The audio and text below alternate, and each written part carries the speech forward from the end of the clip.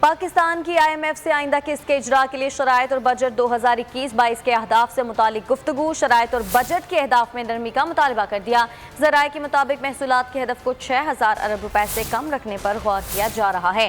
عبوری مذاکرات کے نتیجے میں عید الفطر کے بعد بجٹ کے حتمی خدوخال ترتیب دیے جائیں گے۔